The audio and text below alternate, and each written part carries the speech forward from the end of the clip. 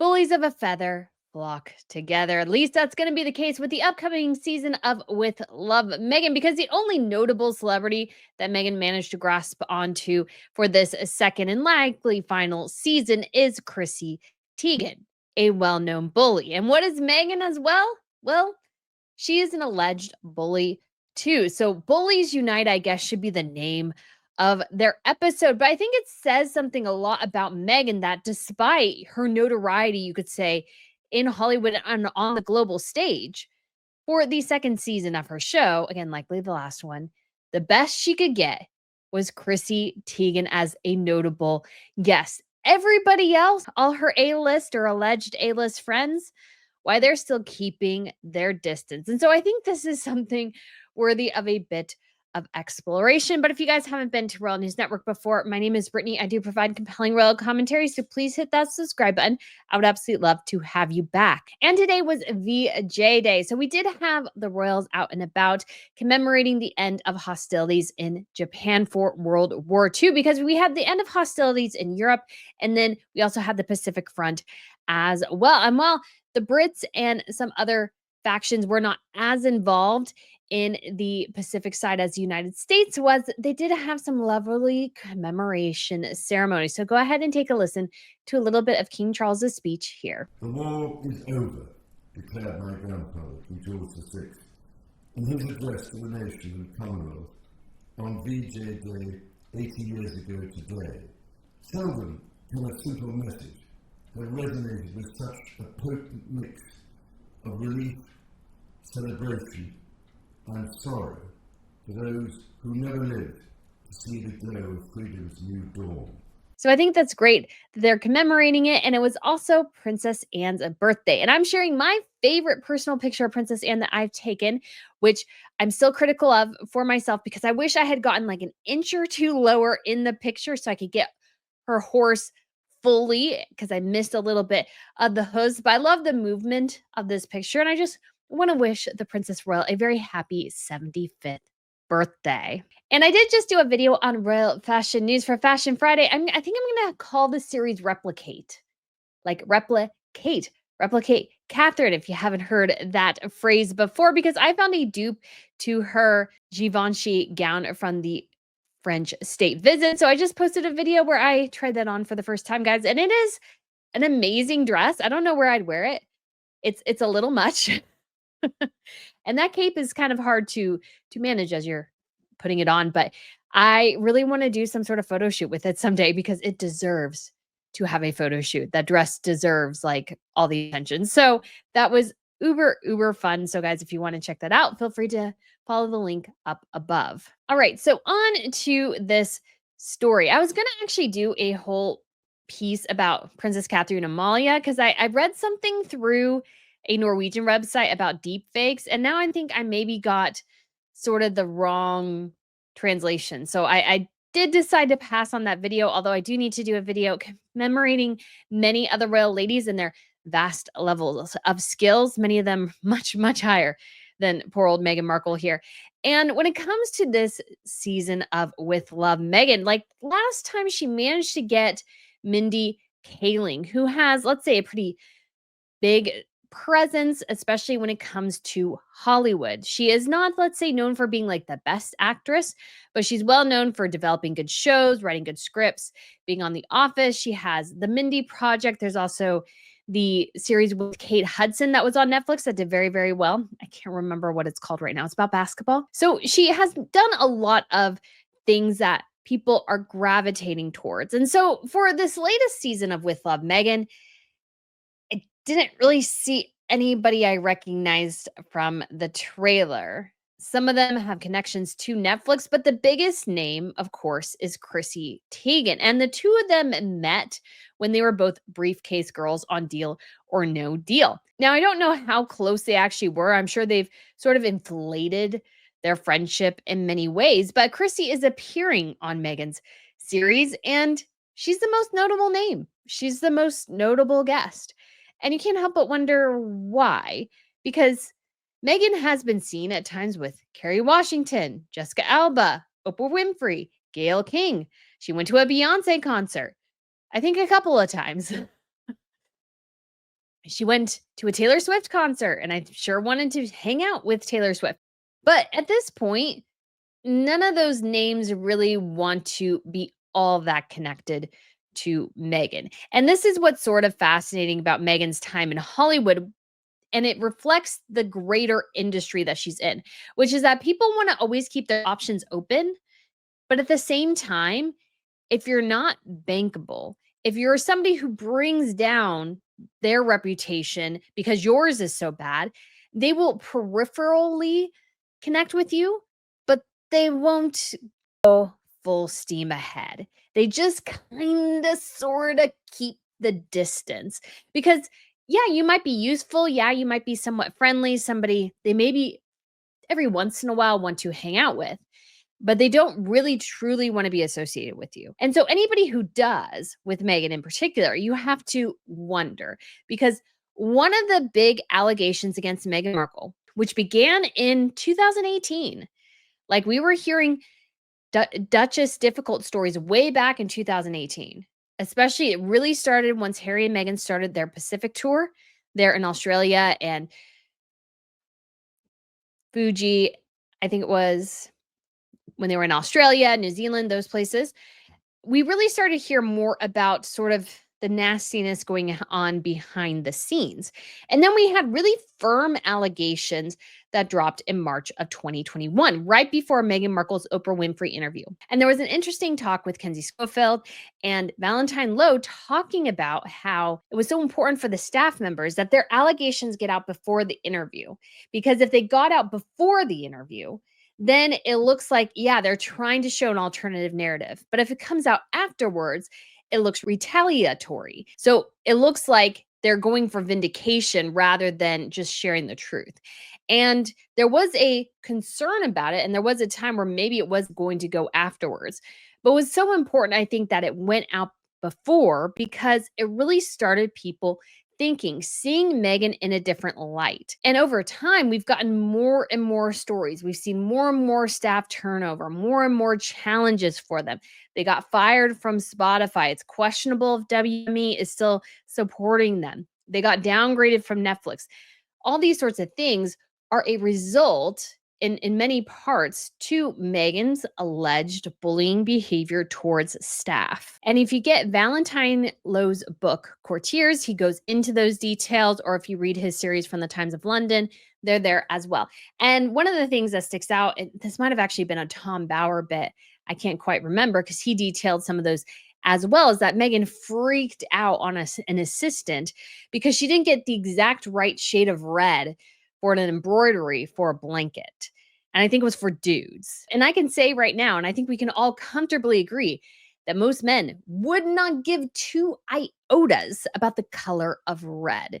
It is a way to assert dominance and to undermine somebody in their confidence in their job. And this reputation has continued. Hollywood Reporter revealed last year that Meghan is a dictator in heels, that she is demanding on staff, all these sorts of things. And so you see the situation where Meghan has this horrible reputation, and it would benefit Meghan to not associate with someone who, in some ways, has an equally bad reputation, and that is Chrissy Teigen.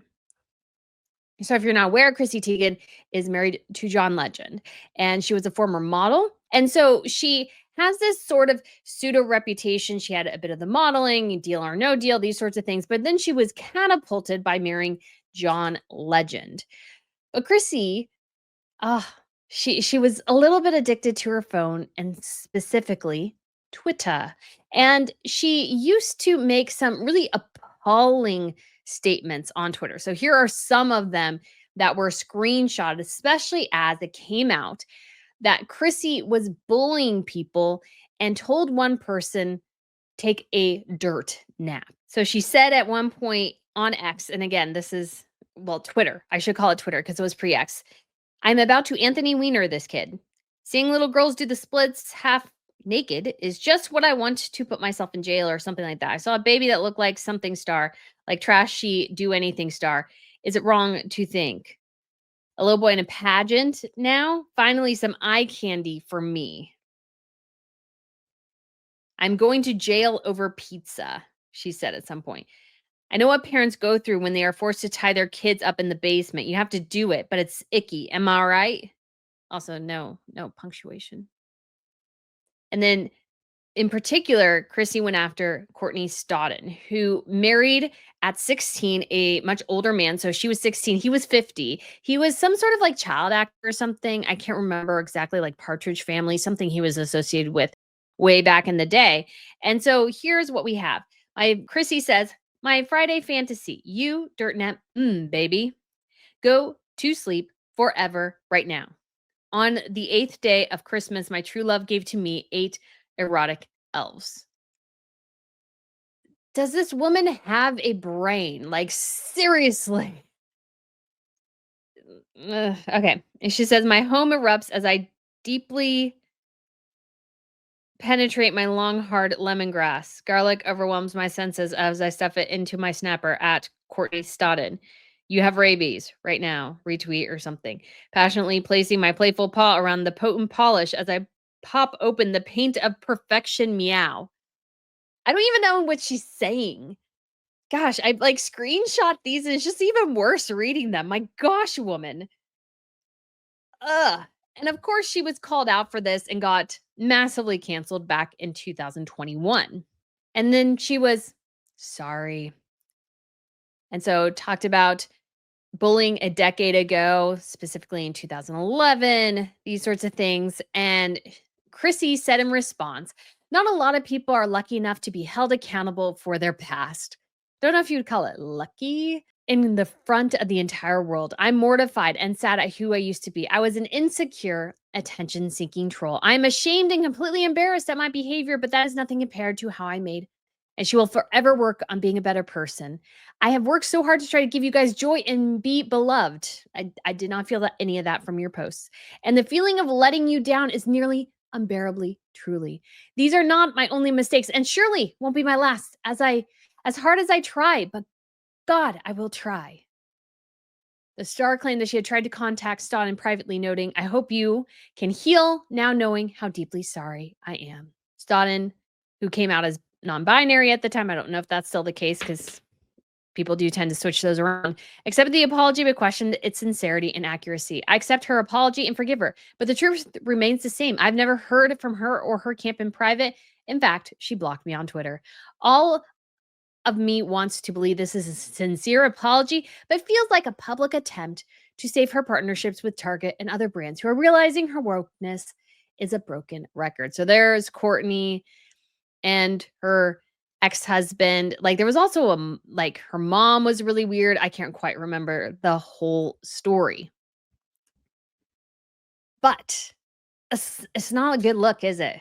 It's really, really not. And to be quite frank, I don't think Chrissy really is all that apologetic, in my personal opinion. I think she's just embarrassed that she got caught and called out. Because as an adult, you should know some of the comments that I read from Chrissy Teigen's own Twitter account were wildly inappropriate on every single level, especially going after somebody else to such an extent. Because, yeah, I'm critical of Meghan Markle. I am critical of other royals as well, but I always make an effort to not be that ugly. But people like Chrissy and Meghan are friends, and I don't really think they're really all that good of friends at all. I think they're peripheral friends, is because they're kind of sort of the same. They have that high school or really more middle school level mean girl energy. And it's something Meghan shares, especially with her fans as well, because I've dealt with the Sussex squad over the years, and I'm by far one of, I would say, the more, I don't know if you want to say nicer channels, but more like dealing with facts. I don't go into conspiracies and those sorts of things. And there is definitely at least one for sure crazy unhinged fan of Meghan Markle who makes a habit of like stalking. At one point, this person was actually trying to make friends with my friends on Facebook, as like something to the effect of trying to tell them that she was going to tell them how much of a terrible person I am or something like that. And I say she because it's a girl thing. I have never felt more like I'm back in high school than I am in some aspects with the Sussex squad. They all have the mentality of middle school, high school mean girls, usually that terrible age between seventh, or you can almost say sixth to ninth or 10th grade, when everybody's just as nasty as humanly possible. And those are the type of people Meghan attracts. And in some ways, the royal fan base has its nastier elements as well. I've actually been the target of both sides, which I almost feel like is a badge of honor because that means I'm just sticking to kind of sort of in the middle with my preferences stated, but at the same time, I'm not so beholden to one thing that I'm not an equal opportunity critic. I will always be an equal opportunity critic. But the Meghan side, especially the Sussex stands, the people who wear that as a badge of honor, say the nastiest things, say the most horrible things, attack you for your physical appearance, all because you're not a fan of Meghan Markle. And the reality is, there's a lot more people on my side than there is on their side. And I feel like including Chrissy Teigen, now granted, Meghan Markle might not have had much of an option because Chrissy was the only person she could get.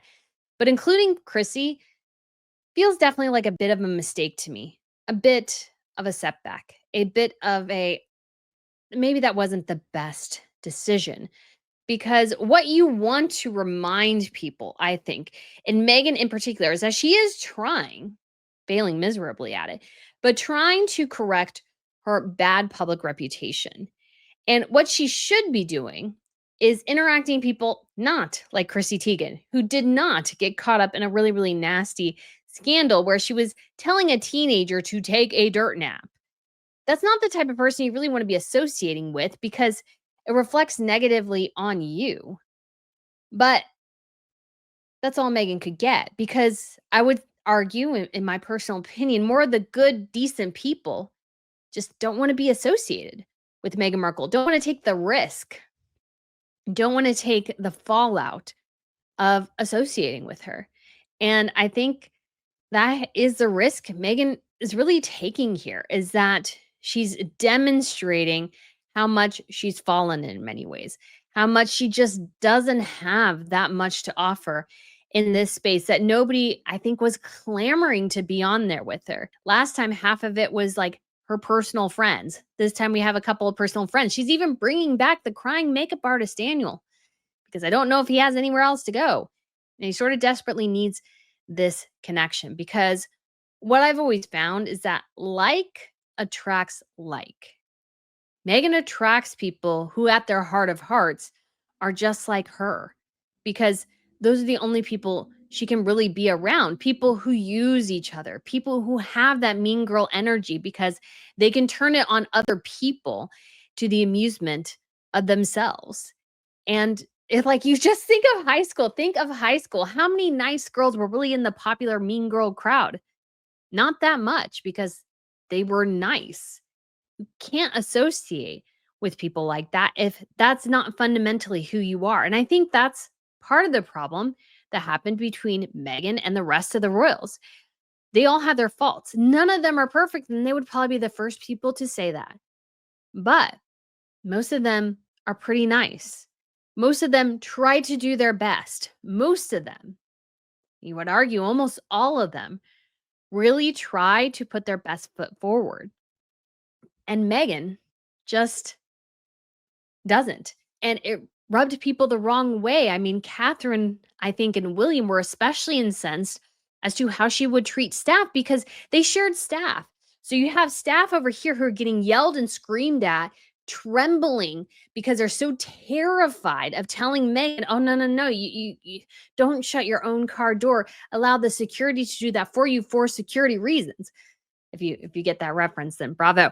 So if that's the case, I'm making some of that up, but if you know the case where Meghan did shut her own door, it is important piece to reference there. But you have that, and then you have Catherine, who's probably, I'm sure, very kind and gracious, very easy to work with. I'm sure in a lot of ways, and I'm sure she has her idiosyncrasies. We all do. I'm sure she has the thing where she's maybe a bit more difficult in certain situations because, again, we are all human. We are all have those frailties and faults. Nobody is perfect. I know all the royals have their issues. How can you not? You're royalty. But I think most of them, like if you're professional, they're professional. But Meghan just wasn't that. And it's come back to bite her. And she only attracts those people. And those are the only people who really want to be associated with her, in part because they can get something out of it. Chrissy needs a little bit of PR attention. She sort of, after the whole fiasco with Courtney sort of waned, she kind of had a little bit of a bump when she documented her miscarriage. Some people thought it was performative. Other people thought it was sort of revealing and I want to say intimate. I don't vulnerable. And so you have, and I can see both sides there. And Megan's tried some of the same things. Oh, I had a miscarriage, but she writes about it in the New York Times to help other women because we can all go to the New York Times and tell them about the terrible things that have happened in our lives and get a lot of attention for that. And just we all can't do that. But those are the type of people Meghan wants. Meghan needs attention. Other people who like attention too, they like Meghan because like attracts like. And I think it was a pretty big mistake for somebody who has as bad a reputation as Meghan does to once again associate herself with a known bully. And it just reminds us that Meghan herself is an alleged bully as well and has been for years. Like the trouble with her, how she treated people, it started all the way back even when she was in Suits. Once her ego gets inflamed, she just can't seem to reach for that little bit of kindness. She claims to be kind, and maybe she is. I will add a caveat that sometimes we hear people report in certain situations, oh, Meghan's so nice, she's so kind. It's one little interaction. The true metric of somebody's character is how they treat people who you could say, don't just interact with them one single time and never see them again. It's how they interact with their staff, with their family, with their friends. And we have multiple examples at this point of Meghan treating each one of those groups and people within those groups poorly, to the point where some even have PTSD from having to work for her. And so I think Meghan should have chosen somebody else. But unfortunately, bullies can't be choosers. Sometimes they're just stuck together. And I think that's the case here with Meghan and Chrissy. But guys, let me know what you think of this video. Thank you so much for watching, and I shall speak to you again very soon. Bye.